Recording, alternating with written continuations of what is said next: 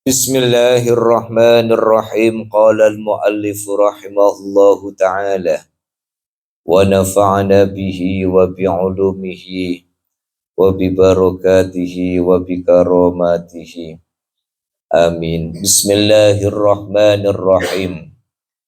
Babun fi dhammil ujubi wal kibri wal khuyalai.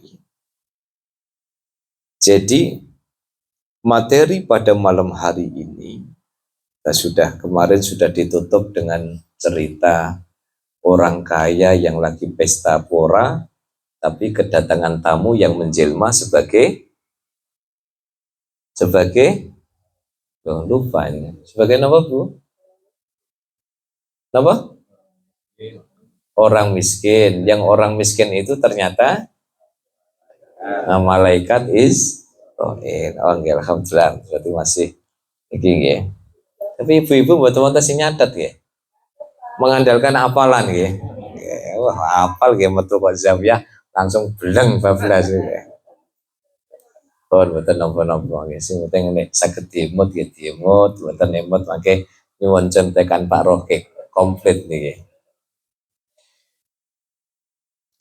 Jadi pembahasan malam hari ini adalah tentang bagaimana celaan terhadap orang-orang yang ujub, bangga diri, al-kibr sombong, al-khuyala sombong. Apa bedanya? Kalau khuyala itu seringkali sombongnya itu tetapi berbalut kebaikan. Ada orang ada orang sombong berbalut kebaikan? Misalnya punya rutinan tadarus Quran. Akhirnya tadarusnya itu dipakai buat apa? Dipakai buat menyombongkan diri. Umroh niku sae. Tapi tidak sedikit orang umroh itu hanya untuk niat. Nah, kan ya. Pokoknya wonten tiyang ngomongnya rodok kemletus. Jadi awake niku nek sewulan sekali ora umroh pegel kabeh. Wah, pegel kabeh awake iki. Ya wis tak golekno pijet, gak cukup. Iki tombone kudu tawaf. Ngoten. Ini masuk kategori sombong yang khuyal. Anda sedikit Bapak Ibu. Ada orang seperti berlagak jadi orang soleh tetapi berbalut kesombongan.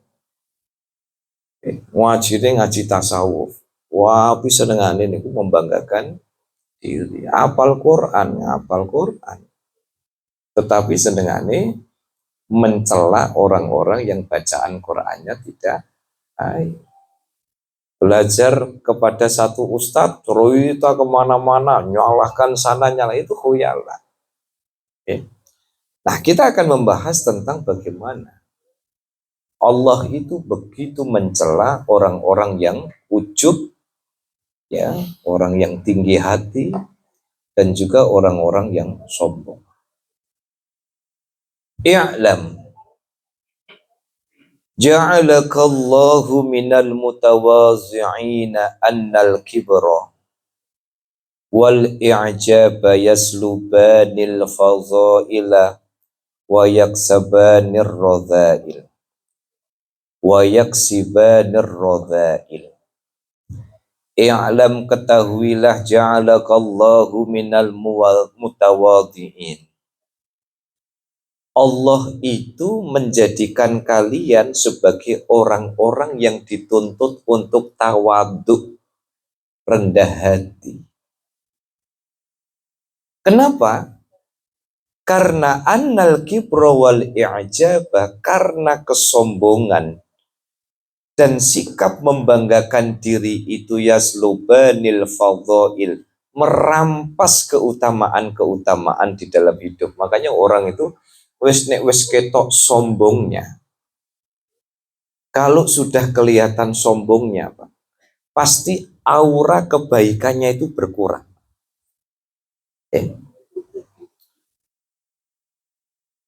Aura kebaikannya itu berkurang. Lah niku wau, Bu. Kula contohaken sregep ngaji, Okay? Sregep jamaah, sregep tadarus, gitu. Tapi kalau kemudian kebaikan-kebaikan itu hanya untuk membanggakan diri, pasti orang sudah mulai alah ternyata. Kan begitu. Coba Pak Pur, kalau ada orang yang pegel tadi itu Pak, mau ngarepe Pak Pur, ayo Pak Pur, umroh Pak Pur. Ngewangi aku Pak, soalnya awakku yang perkekel pegel Pak. Iku nek kira-kira nek ngomongnya Pak Pur balesnya Pak. Sekalian tadi bayari. Oh sekalian saya dibayari gitu. Oh ya malah tambah pegel Pak. Okay. Yaslubanil fadhail akan merampas keutamaan-keutamaan aura positif di dalam diri kita. Jadi kan lihat saja lah, seganteng-gantengnya orang, secakep-cakepnya orang, sesolih-solihnya orang, bahkan mungkin di masyarakat itu, okay, mungkin punya posisi tinggi, status tinggi, kelas sosialnya tinggi, tapi kalau sudah mulai sombong, maka itu akan terampas aura-aura positifnya, wayak sibanir rodail, dan justru akan menuai kebatilan-kebatilan, kotoran-kotoran di dalam hati. Nah, ini hati-hati ya. Nanti akan dijelaskan ya, mungkin di bawah ini tentang bagaimana kita mengantisipasi menjadi orang. Oke, paling sederhana itu jadi wong biasa-biasa mawon. Ya. Kalau kadang soalnya guneman bareng begitu kali istri saya itu. Kadang itu ada orang pakai seragam dari instansi tertentu merasa tinggi. Prosonnya dhuwur. Lah kita ini nganggapnya dia itu ya biasa-biasa saja. Kan kasihan, Pak. Jadi pernah satu kejadian itu tidak usah saya sebutkan instansinya, terus gayanya ini kepada tanggung ya kita kan enggak ada. Dia merasa tinggi, dia merasa ingin dihormati, tetapi orang itu tidak layak mendapatkan kehormatan ya karena tinggi hati nih. Ya, itu karena tinggi hati.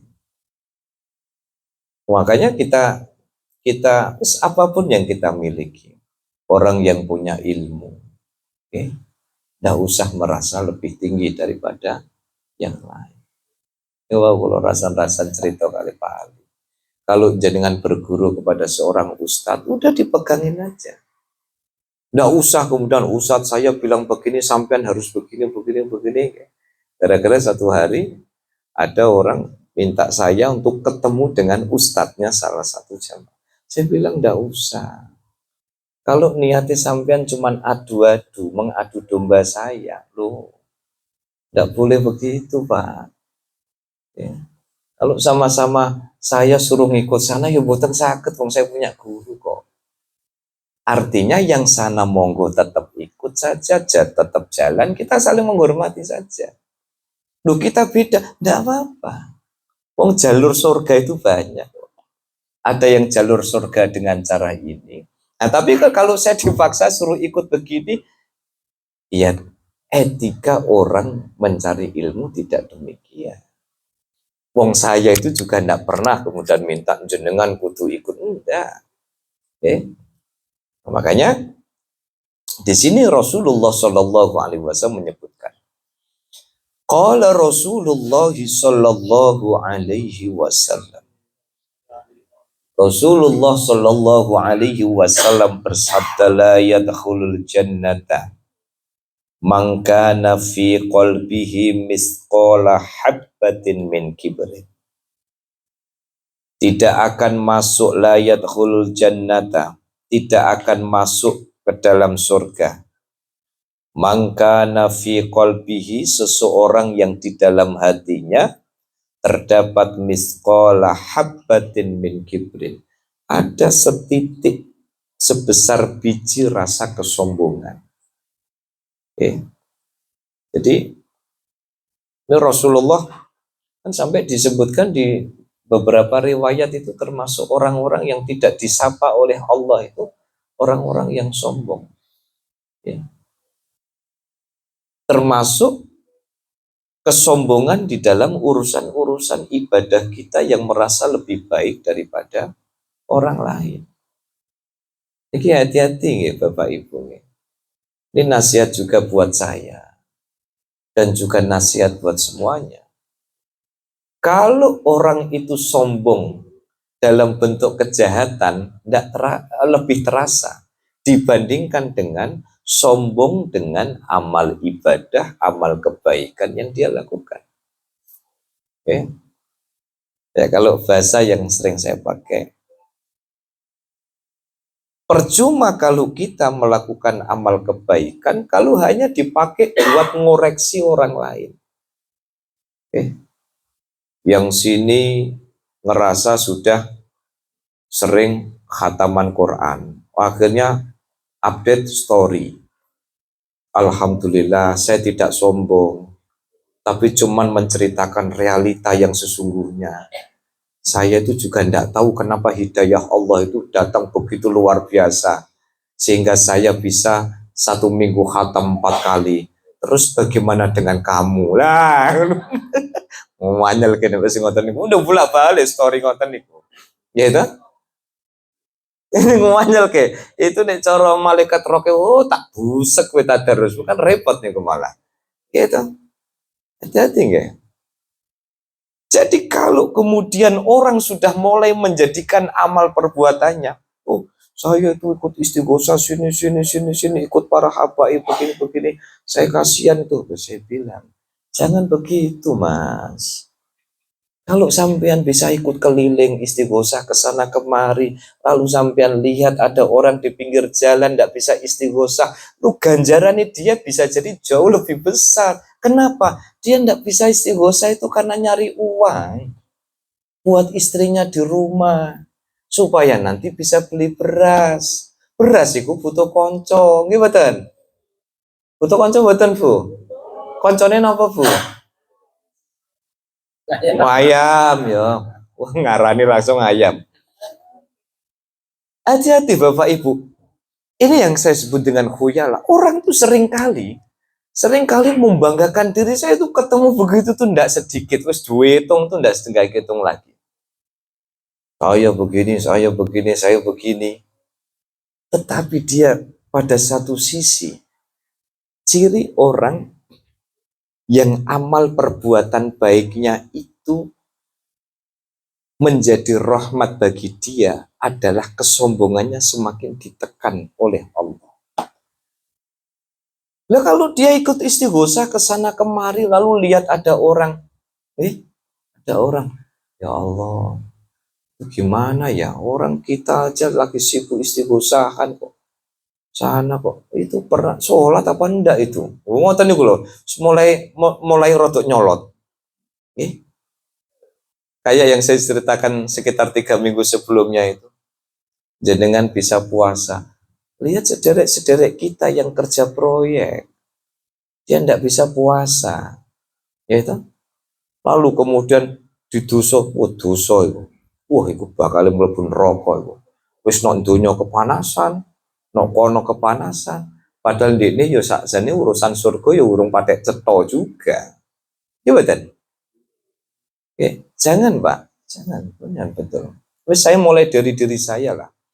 Jadi kalau kita ini intensitas amal kebaikannya itu tinggi, tetapi cara kita mengoreksi orang lain juga semakin rajin, berarti ada yang salah Pak. Oke, ada yang salah. Makanya kalau juga tidak mempersoalkan, Pak, ada yang izin WA, saya tidak bisa ikut zawiyah. Kenapa? Nemenin anak garap PR, dahulukan garap PR-nya. Karena anak itu juga kewajiban. Pak, kula mboten saged derek zawiyah. Kenapa? Karena ini kebetulan shift malam, dahulukan yang wajib.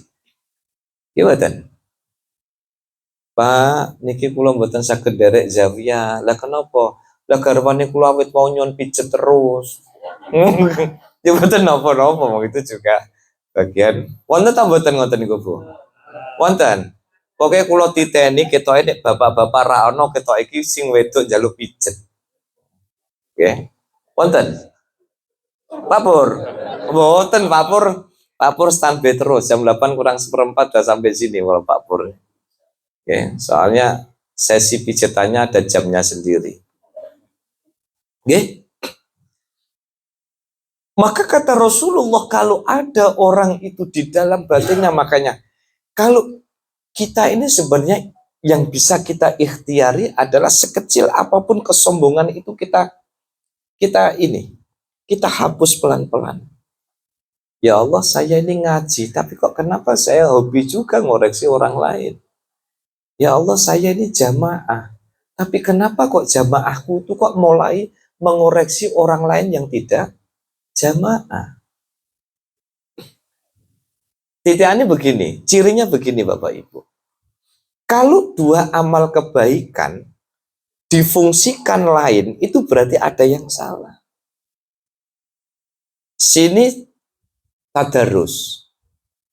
Bilang tadarus, alhamdulillah aku tadarus. Tapi kemudian tadarus ini dipakai buat, oh sana itu tidak sempat tadarus itu. Saya harus amar ma'ruf nahi mungkar. Ini cara negurnya baik-baik, ngajaknya baik-baik. Yang repot itu kesombongan hari ini, bilang amar ma'ruf nahi mungkar, tapi caranya itu tinggi hati. Ya, caranya tinggi hati. Satu hari ada orang bilang, itu apa? Kajian ini itu kajian yang berpotensi ya menimbulkan kesalahpahaman. Misalnya lagi ngaji Ihya. Kenapa? Itu hadis dhaif semua itu. Hadisnya hadis dhaif. Kok dikaji begini. Tapi saya begitu tuh tidak mau nimpali saya. Nimpali nanti saya pas berdua. Kata Imam Syafi'i, tidak boleh kita bikin malu orang di depan. Padahal dia ngomong begitu saja sudah mempermalukan saya toh. Gimana? Tapi boten. Kelihatannya mempermalukan, tapi pun tenang. Setelah ngaji saya bilang, jenengan sudah ngaji Ihya di mana? Ya saya tidak pernah ngaji Ihya. Lah kenapa? Soalnya itu kata ustadz saya itu begini. Saya bilang, loh jenengan tahu Pak, hadis Ihya itu sebelum ditulis itu diistikharoi dulu. Ya. Diistikharoi dulu. Begitu ada isyarah dari Kanjeng Nabi, ditulis. Loh kok jenengan kok gagah sekali bilang kitab ini begini, jangan begitulah Pak. Ya, jangan begitulah. Tapi karena sewaktu itu cuma berdua saya, jadi tidak mungkin orang lain tahu. Ya kalau saya suruh ikut jenengan, ya tidak mau lah. Wong saya ngaji Ihya ini juga sama guru kok. Sama kiai-kiai kok. Saya juga tidak berani ngajar ini kalau saya belum pernah belajar dengan kiai saya. Jadi kalau tidak cocok, tidak apa-apa. Tapi jangan salahkan, Pak. Malah saya ngeledek begitu, coba jenengan baca aja satu bait. Mas saya tidak bisa baca gundulan. Loh gitu itu Pak. Ya kan? Ya sudah, bagi saya tidak. Wes, sing waras ngalah kan. Gitu. Tapi kejadian begitu banyak Bapak Ibu. Jadi jangan sampai kemudian kita ini merasa seperti orang soleh, padahal kita itu sesungguhnya itu sedang melakukan kesombongan demi kesombongan atas nama kebaikan, dan ini yang bahaya. Oke? Ini yang bahaya. Makanya sampai Rasul menyebutkan apa? Tidak akan masuk surga bagi orang yang masih ada setitik sebesar biji rasa kesombongan di dalam hatinya. Wa qala man ta'azzama fi nafsihi wa takhayyala fi masyatihi laqiyallahu wa huwa alaihi ghadban. Siapa man ta'azzama fi nafsihi? Siapa yang mengagungkan dirinya wa takhayyala fi masyatihi, dan kemudian membanggakan tunggangannya. Wah, numpak jaran, itu merasa gagah ngwengkei karo sing pelaku. Makanya jenengan iku nek numpak mobil napa numpak motor, lihat temennya jalan iku yo disapa, Bu. Ojo mentang-mentang numpak motor nggo kacamata ireng gitu. Sinten nih kok sih? Ada yang pernah sinten nih kok? Ada yang lagi jalan, kalau ini malah saya ndak nyapa ini karena saya pangkling. Saya pernah itu ada ibu-ibu lagi jalan, lagi jogging, bawa earphone, bawa kacamata hitam. Kacamata hitam. Lah saya ndak nyapa, saya naik motor. Begitu ketemu bilang, Pak Aziz ndak nyapa saya. Loh, lah kapan ketemunya? Nah tadi, jenengan kan jalan tuh jam sekian. Oh, yang pakai kacamata hitam. Lah kalaupun saya nyapa juga belum tentu dengar tuh, Bu. Lawang earphone-nya bunyinya dangdut pantura. Ini betul. Orang mesti krungu. Ya. Jadi tidak perlu kita kemudian manta'adzama fi nafsihi, mengagungkan diri kita sebagai orang yang tidak. Justru seringkali yang terjadi Bapak Ibu, orang-orang yang ilmunya matang, dia akan mencoba, karena ini bagian dari rahmatul ilmi. Rahmatnya ilmu itu adalah kematangan ilmu itu akan meredupkan api-api kesombongan di dalam diri dia.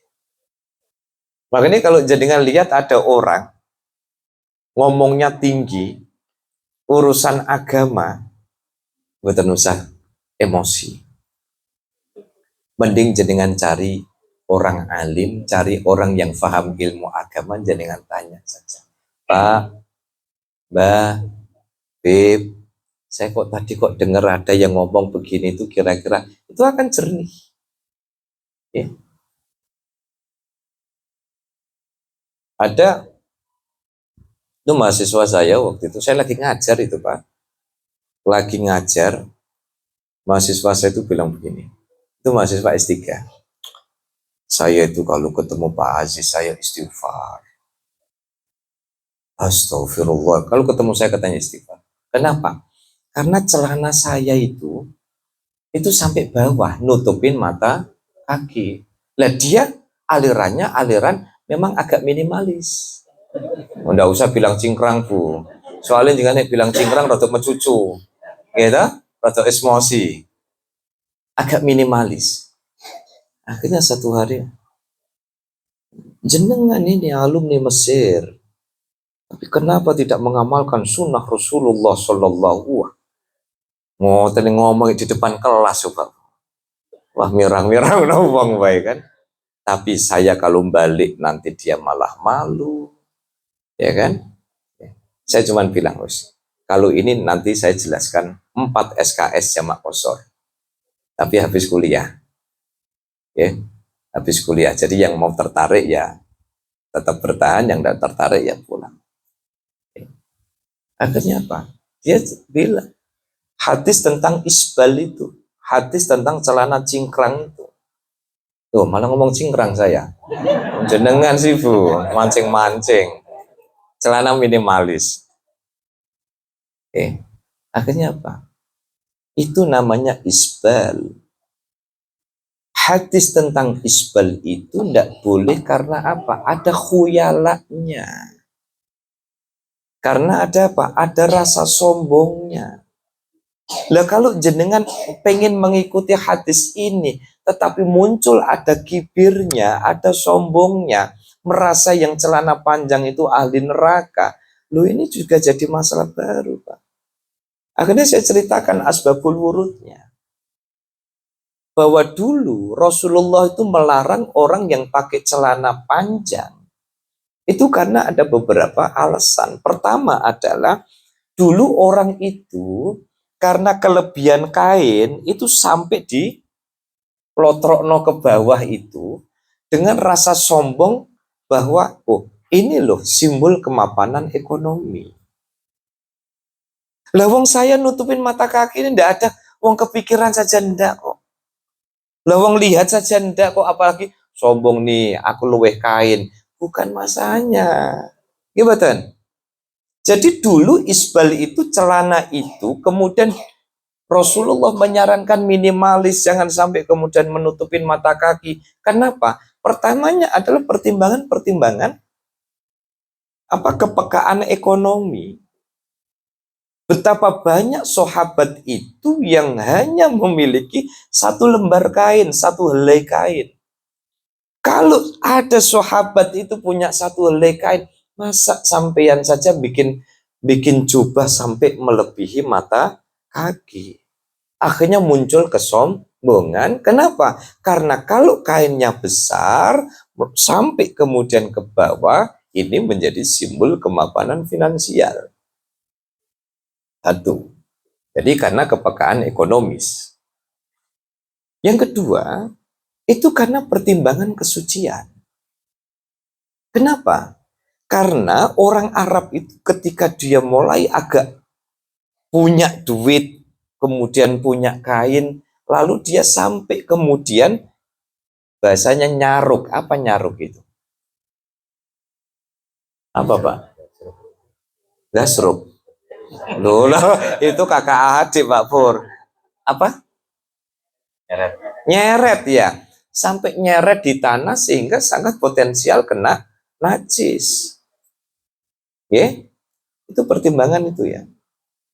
Dan ada banyak alasan-alasan pertimbangan antropologis juga lah. Bagaimana kemudian supaya masyarakat itu lebih egaliter lah, pakai baju yang... Jadi sebenarnya itu bukan persoalan-persoalan ideologi. Tetapi hari ini Bapak Ibu, ketika ada orang pakai celana itu agak ke bawah, lalu kemudian isbal, ini tidak sesuai dengan bukan itu. Bukan itu. Yang tidak boleh itu adalah kalau terjadi atau muncul ada kesombongan di dalam diri dia. Itu sudahlah. Yang pakai pakaian nyaman panjang ya panjang saja. Okay. Di Mesir itu para ahli hadis, ya para dosen-dosen hadis, saya lihat pakaiannya juga biasa-biasa saja. Tapi juga yang kemudian minimalis itu juga tidak salah. Okay. Yang penting apa? Yang penting sudahlah jalan saja. Oh Pak, kalau nyamannya begini, silahkan. Ya, Pak, saya nyamannya begini, tetap jalan. Ya, karena justru yang menjadi persoalan adalah ketika mulai muncul kesombongan. Makanya di sini siapa yang kemudian mengagungkan dirinya, kemudian merasa bangga dengan binatang tunggangannya, lagi Allahu wa huwa alaihi ghadban, maka kelak Allah akan menemuinya dalam keadaan marah karena kesombongannya itu. Okay. Ya, makanya ini pentingnya menambah hasanah. Hadis isbal tentang celana itu bagaimana? Hadis jenggot itu bagaimana? Nah, coba bayangkan, kalau kemudian jenggot itu sunnah Rasul dan orang yang berjenggot itu masuk surga, saya terus mikir lah Pak Pur nggak kebagian tiket swarga, lah klimis kok Bu, klimis terrodok glowing ini loh. Coba, okay? Jadi jangan dibawa kemana-mana. Tetapi mengamalkan itu juga monggo. Saya ingat itu dawuhnya Gus Koyum itu menurut saya luar biasa. Orang yang punya semangat mengamalkan seperti yang dianjurkan Rasul dan itu nyaman silahkan.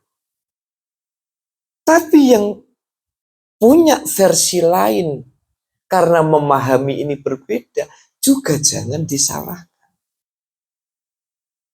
Jadi jenengan juga ndak usah sentimen, misalnya sama orang ndak pakai orang misalkan pakai celana panjang, wah ini ndak usah juga. Tapi lihat saudara-saudara kita yang pakai celana minimalis juga jangan ada komentar, sudah saling menghormati saja. Okay. Wa qala wa man jarra thawbahu khuyala. Siapa yang menjulurkan, memanjangkan saub, oh ini hadisnya. Wa man jarra saubau, siapa yang memanjangkan pakaiannya, khuyala, dalam keadaan sombong, karena merasa yang paling sesuai dengan sunnah. Ya. Ada orang apa? Ngulon itu kadang ada cerita, ada saya bawa sarung, ada yang protes, sarung mestinya jenengan pakai jubah, kan? Lah sudah, kita apa yang kita nyaman kita lakukan pun kita lakukan. Insya Allah tidak akan apa namanya, tidak akan bermasalah di hadapan Allah. Ma ra'aul muslimuna hasanan fa huwa indallahi hasan. Wa man jarra saubau, siapa yang memanjangkan pakaiannya, khuyala, dengan perasaan hati yang sombong, la yandurullahu ilaihi, maka Allah tidak akan mau melihat dia. Yakni nadhra rahmatan au nadhra rahmatin. Maknanya adalah Allah tidak akan melihat dengan penuh rahmah kepada orang yang memanjangkan apa? Memanjangkan pakaiannya dalam keadaan sombong. Jadi titik tekannya itu pada khuyalanya, pada sombongnya. Jadi misalkan tidak cuma celana ini, baju.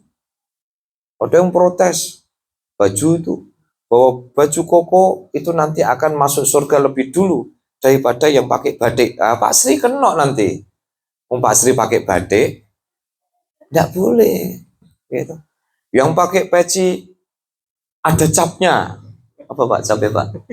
Al-Fatir. Oh itu merek kue itu Mas. Di Arab itu ada fatir, itu namanya nama roti itu Pak. Bentuknya kayak roti. Cap Magelang. Oh ini yang waktu kita ziarah itu, yang kopiahnya Pak Pur ketinggal. Oh, jadi Pak Pur itu setiap pindah makam itu beli kopiah. Jadi pindah makam beli kopiah, pindah makam beli kopiah. Makanya banyak. Dan saya titeni setiap zawiyah ini warnanya ganti-ganti. Yang kemarin itu warna coklat pramuka. Nggak ada mereknya Basmalah kemarin kan. Ini mereknya Al-Fatir. Nah, besok mereknya Sony. Habis itu mereknya Novo ya. Jadi titik tekannya sebenarnya lebih pada khuyalanya, sombongnya. Ya kalau kita pakai kopiah putih, kopiah hitam, pakai kopiah, tapi kemudian di dalam hati kita kemudian muncul ada kesombongan, percuma Bapak Ibu. Oke. Jadi yang dimaksud di sini, Allah tidak akan memandang orang-orang yang di dalam hidupnya itu sombong dengan pakaian yang dia pakai. Wa qalal ahnaf, ajibtu liman jara fi majral bauli marrataini kaifa yatakabbar. Al-Ahnaf pernah berkomentar, ajibtu liman jara fi majral bauli. Aku tuh heran, liman jara fi majral bauli marrataini, kepada orang yang berjalan di tempatnya kencing. Ya, kok sampai 2 kali. Wa kaifa yatakabbar. Bagaimana orang itu? Ya. Kok bisa sombong? Jadi kita ini kan berasal dari benda yang sama. Betul betul. Betul betul. Semuanya itu berasal dari nutfah. Semuanya berasal itu dari mani. Oke? Semuanya berasal dari jalan bayi yang sama. Lah ngopo kok terus kita merasa sombong? Kalau kita misalnya dapat ilmu, pun itu kalau bukan karena hidayah Allah, kita tidak akan dapat. Ya. Kalau itu gara-gara pangkat jabatan, wewenang, kekuasaan, yo kalau Allah tidak kasih bagian juga kita tidak dapat kok. Makanya kan, wong salwangsul dalam maturaken. Ya. Orang-orang itu yang lagi jabat itu ya harus ingat bahwa suatu saat dia akan pensiun. Ya. Nek bahasanya wong Jeporo niku, boten usah kemaki. Wong bakal pensiun kok. Naik mobil plat merah yang lakson buanter, Lah wong solar dibayari, bensin dibayari, kok ngelakson. Aneh Pak Rohek ngelakson ndak apa-apa, bayar sendiri, nggih Pak. Kalau aku kadang jengkel Bu. Apa meneh ono plat-plat tertentu lah dari instansi tertentu ya. Kalau niku sampai pernah ya ada truk plat tertentu. Itu iki bocah iki dolanan klakson. Mobilnya ya mobil negara, solare ya dibayari negara. Kok gua gah niku lho.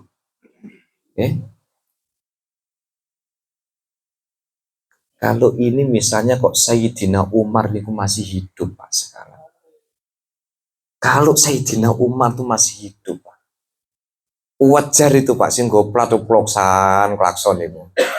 Mau boleh lewong solar dibayari kok klakson. Padahal sing diklakson sing bayari pajak niku. Nggih mboten? Janganlah. Orang itu kalau tinggi hati ketika jabatan, kalau sudah saatnya Allah turunkan Pak, sudah habis. Pun, saya tidak usah cerita. Okay? Kehidupan begitu Allah sudah kasih. Dulu saya lihat orang, wah begitu powerful, begini. Ternyata Allah itu tinggal melipat kertas begini, selesai semuanya. Pak. Yeah. Siapa kita lihat itu di televisi, banyak pelajaran Allah kasih ke kita. Dulu luar biasanya powerfulnya, gitu. Ternyata apa? Habis riwayatnya hanya gara-gara rompinya KPK. Coba. Ada yang dulu ketika masa kejayaannya luar biasa seperti tidak tertandingi oleh siapapun. Tetapi kalau Allah sudah nutup Pak lembarannya, habis riwayat. Gitu. Makanya sehat, yo dimanfaatkan untuk kebaikan. Jabat, ya dimanfaatkan dengan baik untuk mengayomi dan menegakkan kebenaran. Gitu. Itu mawon. Karena saya kadang kalau dengan teman-teman itu di kampus ada teman-teman saya yang jabat wes sing don jabat-jabat itu wes biasa-biasa wae. Paling 4 tahun yo rampung. Diperpanjang yo diperpanjang, nggak diperpanjang yo balik lagi. Jadi jabatan tuh ndak abadi, Pak. Ndak awet. Yang awet itu adalah kenikmatan minum kopi karo gorengan. Nah, niku sing rada awet niku. Ketika ngobrol bukan karena kepentingan, kita ngobrol bisa los. Soalnya kan wonten, ada loh Pak Made, model dulu itu konco akrab. Wah, konco akrab ya, karena saya merasa akrab itu kan ngomong pakai bahasa Jawa. Udah jadi pejabat bahasa Indonesia kabeh kok Pak. Aku ngomong mbek sampean kok jadi kagok ngene ya. Biyen katanya gobrak, gabrok begitu. Gimana? Apa yang bisa saya bantu? Serano ya. Delok delok kanca-kanca jabat sudah tuh tengil-tengil ngoten kuwi mending aku tak golek kanca liya we. Jadi apa namanya? Kematangan emosional kita itu justru kemampuan meredupkan api kesombongan kita. Ya. Coba lihat orang-orang yang kita lihat Sayyidina Umar. Ya. Kaduan ya Sayyidina Umar ya. Kaduan ya Sayyidina Umar. Tapi coba kita contoh. Saya ada kawan, ya, dia jadi pejabat, mobilnya itu dibawa pulang Pak. Mobilnya itu tidak dibawa pulang. Jadi drivernya itu nganter sampai rumah, begitu nganter sampai rumah, terus bilang sama sopirnya, anu ya Mas, nanti parkirnya di garasi ya Mas, di garasi kantor. Pas saya di situ, nah, kenapa Pak? Tidak diparkir sini Pak? Loh, kan namanya mobil dinas. Kalau mobil dinas itu ya berarti dipakai waktu dinas. Orang malah diblonjo nih gue ada swalayan. Ngoten lho. Kenapa ini nyebut adanya apa tak sebut plate mboten usah. Akhirnya bawa pulang. Dan betul suatu hari itu saya sama istri saya itu ketemu pas makan apa ada soto Kudus dekat exit tol itu yang waskitel. Saya ketemu ya beliau pakai mobilnya sendiri. Ya nyetir sendiri. Saya baru waktu. Jadi beliau nganter anak, beliau ini.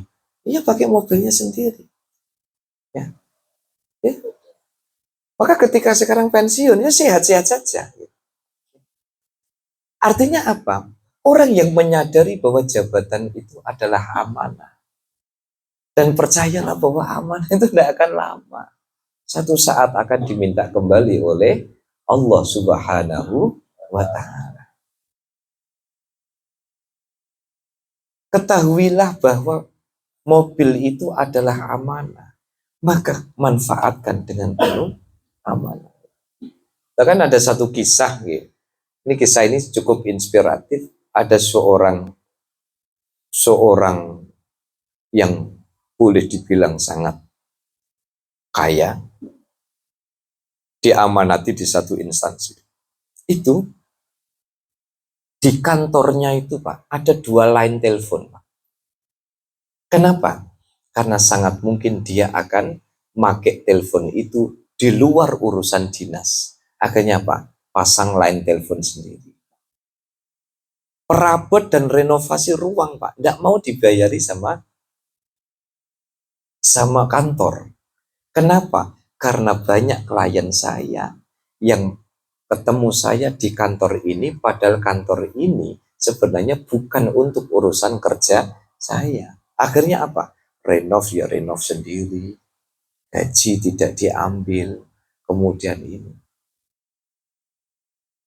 Maka kalau orang itu menganggap bahwa amanah itu sangat berat, dan amanah itu akan kembali diminta oleh Allah, maka hidupnya akan sangat hati-hati. Ya. Makanya belajarlah kepada banyak pensiunan-pensiunan yang hidupnya happy. Gitu.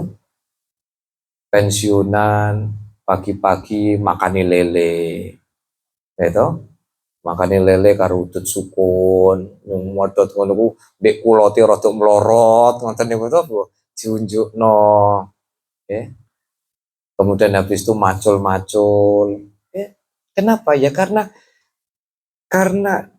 dia tidak mendapatkan afat dari kesombongan-kesombongan. Tapi kalau ketika dia jabat, ketika dia mendapatkan amanah itu kok tinggi hati, sombong dan lain sebagainya, ya itu tadi semua akan datang. Ya, kompensasi yang harus dia bayar. Ya. Wa kana Ibnu Awana min akbahin nas kibron. Jadi Ibnu Awanah itu disebutkan termasuk seburuk-buruknya orang, sesombong-sombongnya orang. Tapi ini bukan Ibnu Awanah yang ahli hadis. Ruwiya annahu qala li gulamihi, diceritakan satu hari dia pernah bilang kepada anaknya, kepada pembantunya, askini ma, tolong tuangkan air. Faqala na'am. Ya. Nggih. Faqala innama yaqulu na'am. Ya pasti dia akan bilang iya. Man yaqdiru ayyakula la fa umira bidzarbihi. Kalau sampai ada yang bilang tidak, jadi disebutkan Ibnu Awanah itu termasuk orang yang sombong, yang kalau dia bilang tolong tuangkan air, ya orang pasti bilang iya, tidak akan ada yang nolak. Kalau sampai nolak, ya maka akan dipukul. Sama Bu, Pak. Dan saya sih tidak tahu nggak cerita di sana sih. Cuman kadang saya lama-lama cerita. Ada pimpinan tidak senang begini karena menolak perintah mutasi. Ya, ini mutasi, ya kan? Kalau sampai kemudian tidak mau menuruti ini, kena punishment. Ada apa enggak yang begitu-begitu? Wonten boten Pak? Wonten boten? Oh enggak ada, soalnya sini sudah punya perusahaan sendiri gini ya. Jadi bebas ya. Bebas. Jadi Pak Pur juga gitu. Jangan kemudian karyawannya udah, "Lek, angkat Lek." Wah, kesel. Oh, wes sesuk ora usah kerja. Nah, Prai. Oh iya lah minggu kok sesuk kan. Oke.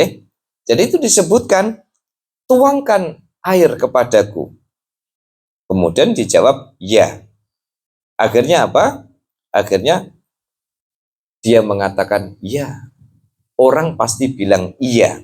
Man yaktiru ayyakula la, siapa yang bisa bilang tidak maka akan dipukul. Wa talaba Khatiman ibnu Awanah, kemudian meminta kepada pembantunya itu, fakallama, dan bicara. Falamma faragha min kalamihi, ketika selesai bicara, da'a bima'in, dia meminta air, fatamadmadha bihi istighfaron limukhatabatihi. Akhirnya apa? Air yang sudah diberikan oleh pembantunya itu malah dipakai buat kumur-kumur, ngece kepada pembantunya itu. Nah, ini maka jangan sampai, jangan sampai kemudian ya kepada siapapun, termasuk kepada pembantu kita, jangan lihat mbah-mbah yang di taman, tukang taman itu, jadi pun kita menganggap bahwa ini semua adalah hamba-hambanya Allah yang juga layak untuk kita muliakan.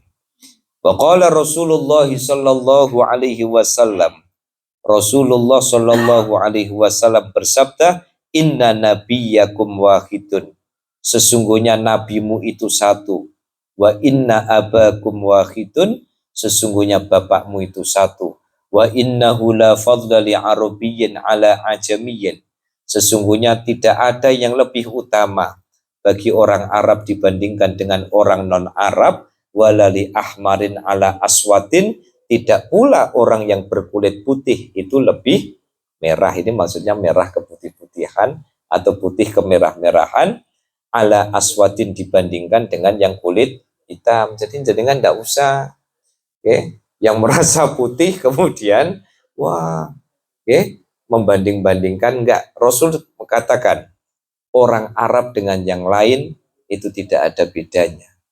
Orang kulit putih kemerah-merahan dengan yang kulit hitam itu tidak ada bedanya, karena yang membedakan hanya apa? Illa bittaqwa ala hal balauta. Ya, maka ingatlah apakah kita sudah sampai pada pesan Rasulullah Shallallahu Alaihi Wasallam. Kesimpulannya, para rawuh sami, pada malam hari ini Syekh Ali Al-Adawi mengajarkan kepada kita tentang pentingnya menjaga hati, menjaga diri. Jangan sampai kemudian di dalam hidup justru perilaku kita, etiket kita justru diwarnai oleh kesombongan-kesombongan. Percayalah bahwa kesombongan-kesombongan itu hanya akan berbuah kenistaan. Lihat mana ada orang sombong yang tidak dinistakan oleh Allah. Nggak tahu, jadi kan kalau lihat orang itu kalau sombong itu berarti diambang kehancuran. Dia bisa tangan besi sekarang. Itu nerak sengkle, Pak. Dia tangan besi, Allah akan coba lihat. Bagaimana Allah menunjukkan yang di Turki itu siapa? Mustafa Kemal Atatürk, yang akhirnya ditolak oleh bumi. Allah menunjukkan itu kepada kita bukan untuk mempermalukan, kita mengambil ibrah. Kurang apa itu? Mussolini, Mussolini kurang apa bengisnya itu, sombongnya itu. Tapi apa yang terjadi? Matinya tragis kan? Digantung kakinya di atas bersama istrinya. Fir'aun kurang apa? Sombongnya luar biasa. Mati juga ditelan laut. Namrud kurang apa? Menganggap sebagai Tuhan. Ternyata kematiannya hanya di tangan seekor nyamuk yang menggerogoti isi kepalanya. Haman kurang apa? Biasanya necitron Namrud, Fir'aun itu Haman biasanya katut. Haman itu adalah sosok penting di balik berdirinya piramid.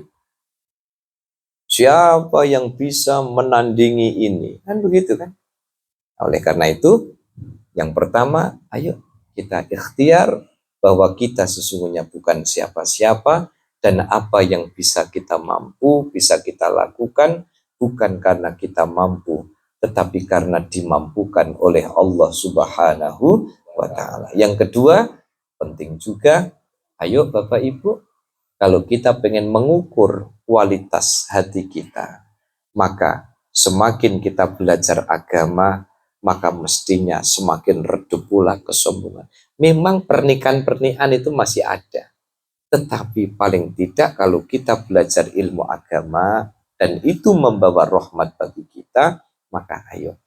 Termasuk yang hati-hati juga perlu menjadi perhatian kita adalah jangan sampai kita melakukan kebaikan-kebaikan atas nama ibadah dan lain sebagainya, tetapi berbalut kesombongan. Semoga Allah Subhanahu wa Ta'ala senantiasa menjaga kita dari sifat-sifat sombong. Kita tetap rendah hati. Insya Allah, ketika kita mampu rendah hati, tak akan pernah menurunkan derajat dan martabat kita di hadapan Allah dan di hadapan manusia. Al-Fatihah.